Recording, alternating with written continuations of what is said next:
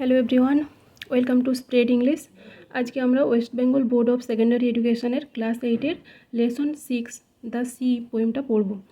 তো এই পোয়েম যিনি লিখেছেন ওনার নাম হচ্ছে জেমস রিভস। আমরা আজকে কবি পরিচিতিটাও একটু জেনে নেব। প্রথমে দেখো, জেমস রিভস 1909 এবং 1978 এখানে ওনার জন্মসাল হচ্ছে 1909 সালে এবং মৃত্যু সাল হচ্ছে 1978 সাল।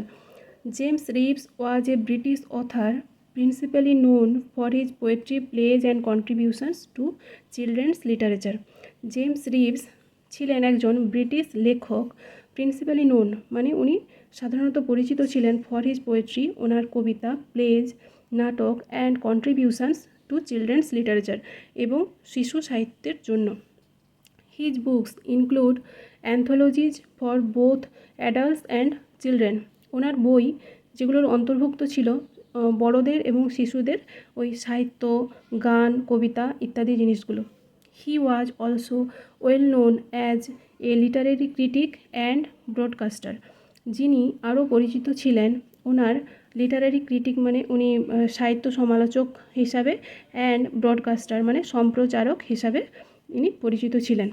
তো আজকের এই কবিতাটাতে আমরা পুরো পুঙ্খানুপুঙ্খভাবে লাইন বাই লাইন কবিতাটা শেষ করব এবং এর যে কঠিন মানেগুলো রয়েছে সেগুলো বাংলায় আলোচনা করব সবই, এবং এখানে যে লিটারারি যে ওই ফিগার অফ স্পিচগুলো ব্যবহার করা হয়েছে সেগুলো নিয়েও একটু আলোচনা করব।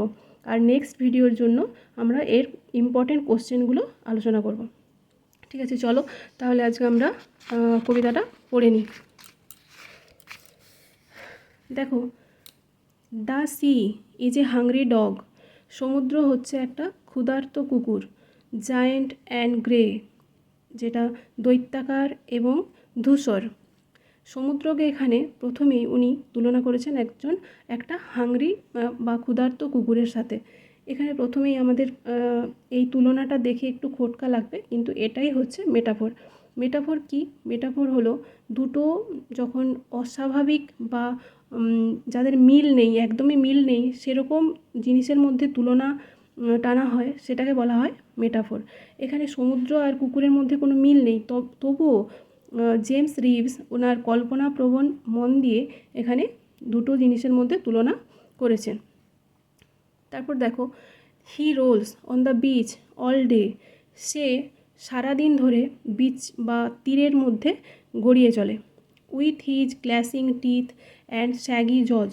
তার ক্ল্যাশিং টিথ বলতে তার যে উঁচু নিচু যে কর্কশ দাঁতগুলো হয় সেগুলোর সাহায্যে, অ্যান্ড শ্যাগি জজ এবং যে তার রাফ, শ্যাগি বলতে রাফ বা কর্কশ যে চোয়াল হয় সেটার দ্বারা আওয়ার আপন আওয়ার হি নজ, ঘন্টার পর ঘন্টা সে নজ বলতে কামড়ায় এবং চেবায়। দ্য রামলিং টামলিং স্টোনস, গড়িয়ে পড়া পাথরগুলো। আচ্ছা, এখানটায় হি রোলস, হি এখানে ব্যবহার করা হয়েছে, এখানে পার্সোনিফিকেশান করা হয়েছে বা পার্সোনিফাই করা হয়েছে কাকে? সমুদ্রকে। হি রোলস, সে গড়িয়ে চলে। সমুদ্রকে এখানে পার্সোনিফিকেশান মানে এখানে পার্সোনিফিকেশান ফিগার অফ স্পিচটা ব্যবহার করা হয়েছে। আচ্ছা, এখানে রামলিং টামলিং স্টোনস, এই যে রামলিং টামলিং এটা হচ্ছে অ্যালিটারেশন এখানে ব্যবহার করা হয়েছে। অ্যান্ড বোনস বোনস বোনস এবং হাড় হাড় হাড়। দ্য জায়েন্ট সি ডগ মোনস, দৈত্যাকার সামুদ্রিক কুকুর মোনস মানে গর্জন করে। লিকিং হিজ গ্রিজি পজ, তার গ্রিজি বলতে তৈলাক্ত, পজ মানে থাবা, চাটতে থাকে। লিক মানে চাটা।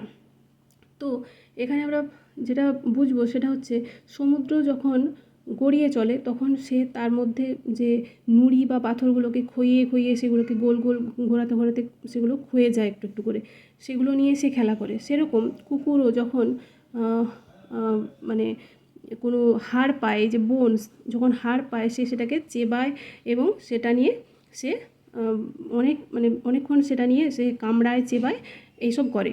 সেটা তুলনা টানা হয়েছে সমুদ্রের এই গড়িয়ে নুড়িগুলোকে গড়িয়ে পড়ার মধ্যে।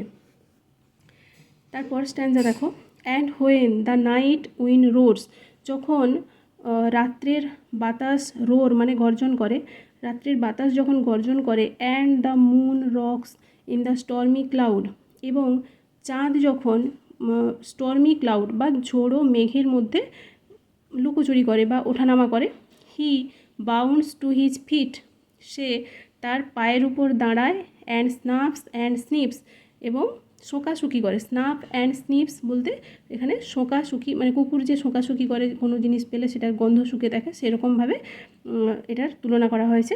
Shaking his wet sides over the cliffs, shaking মানে ঝাঁকায়, হিজ ওয়েট সাইডস তার ভেজা গাগুলো, যেমন কুকুর তার ভেজা শরীরটাকে যেমন ঝাঁকিয়ে সেই জলগুলো ঝেড়ে ফেলে, সেরকম সমুদ্র তার ঢেউগুলোকে আছড়ে ফেলে কোথায়? Over the clips. ক্লিপস বলতে যে পাথর, মানে বড় যে পাথরের চাঁইগুলো হয় সেগুলোর মধ্যে ঢেউ আছড়ে পড়ে, সেটার কথা এখানে বলা হচ্ছে। And Howl's and hollows long and loud, এবং হাউলস অ্যান্ড হলোজ এটা একই অর্থ হয়, এটার মানে হচ্ছে গর্জন করা আর কি। লং দীর্ঘক্ষণ, কুকুর দেখবে দীর্ঘক্ষণ ধরে তার গর্জন ছাড়ে, অ্যান্ড লাউড এবং উচ্চস্বরে, সেরকম সমুদ্রের মধ্যেও একটা গর্জন রয়েছে, সেটা তোমরা যদি কখনো সমুদ্র গিয়ে থাকো সেখানে তোমরা দেখতে পাবে বা শুনতে পাবে যে সমুদ্রের মধ্যে একটা গো গো করে আওয়াজ হচ্ছে, সেটাই এখানে কুকুরের গোগানির সঙ্গে তুলনা করা হচ্ছে। এবার আমরা বাকি অংশটা দেখে নেব। দেখো, but on quiet days in May or June, কিন্তু মে এবং জুন মাসের শান্ত দিনগুলোতে, when even the grasses on the dune, যখন গ্রাস বলতে ঘাসগুলো, অন দ্য ডিউন বালিয়াড়ির ওপরে, play no more their reedy tune, play no more মানে বাজায় না, দেয়ার রিডি টিউন তাদের, রিডি বলতে কর্কশ, টিউন মানে স্বর বা সুর, তাদের কর্কশ সুর আর বাজায় না, with his head between his paws, কুকুরটার কথা বলা হয়েছে যে তার থাবার মধ্যে তার মাথাটাকে গুঁজে, যেমন আমরাও দেখেছি যে কুকুররা সাধারণত তাদের থাবার মধ্যে মাথাটাকে গুঁজে শুয়ে থাকে, সেই অবস্থার কথা বলা হয়েছে।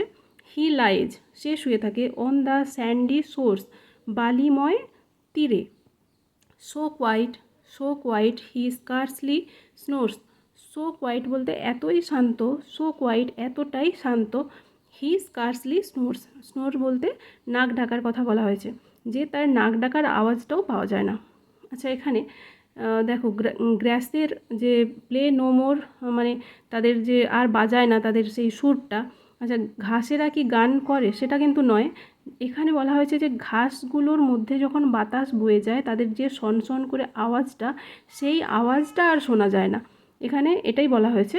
আর হচ্ছে এখানেও একটা দেখো পার্সনিফাই করা হয়েছে ঘাসগুলোকে। চলো এবার পুরো ভিডিওটা আমরা এভাবে শেষ করছি, আর যদি পড়ানো ভালো লেগে থাকে তাহলে চ্যানেলটা অবশ্যই সাবস্ক্রাইব করে নেবে, আর একটা লাইক আর একটা কমেন্ট অবশ্যই করবে। আর পরের ভিডিওতে আমরা এই পোয়েমের যে ইম্পর্টেন্ট কোশ্চেনগুলো, যেগুলো তোমরা পরীক্ষায় যেগুলো তোমাদের উপকারে আসবে, সেইগুলো নিয়ে আলোচনা করা হবে।